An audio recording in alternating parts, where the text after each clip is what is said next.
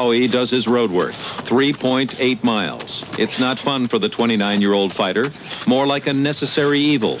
Maybe necessary because of some of the unnecessary evils of the past. Is Dwight running to get away from his past?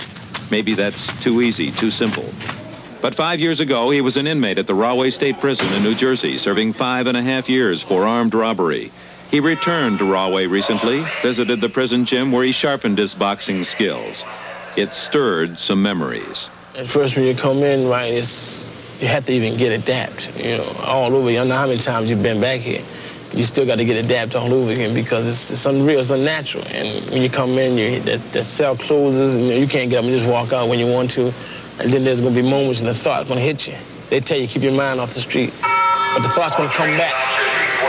And you're gonna be reminded, or you're gonna think, you're gonna reminisce rather, that how it was like out there, what it's like out there, what they're doing out there, what your family doing, what's happening out there, and that's hardcore reality. It can bring you to tears, which I came to many times, at night. I would, after all the activities had died down. Lockup is 9 o'clock, and in the streets you probably be just going out somewhere. And, here you have to go to bed that time and just sit there and stare at the walls, read, Whatever you do is going to be repetition because that's the same thing you're going to do every night because there's nothing else to do. And it's going to hurt you. It's going to hit you, especially after 5 years. But here is where I came to grips with a lot of things, about myself. And the atmosphere of boxing was here. And, I decided here what I was going to fight. But, I did a lot of thinking here, a lot of pondering. I knew I didn't want to come back here. So when I said I can fight a little bit, I loved it. It was in my blood. And I said it was kind of foolish and crazy at the time. I was getting older, and I said, yeah, I can do it, and I kept making myself believe that, and I would, even go as far as fantasizing me being the champ, Now, at the time, Victor Galindez was champ, and I said to myself, I can beat him.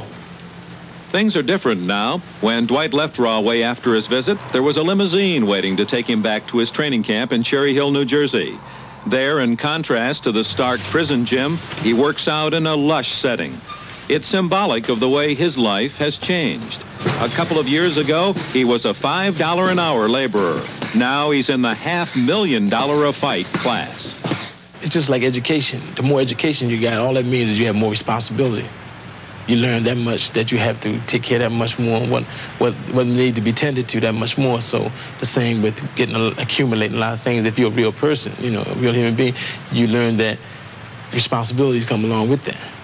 He's a very intense individual. And I think he is trying to correct some of the things that he might have done wrong as a young man. Dwight's determination shows in the ring. He's small for a light heavyweight, under 5'7". So at first you think he's going to be a plotter, taking a lot of punches to get inside. But he's an effective boxer, has good moves. He makes his opponent miss.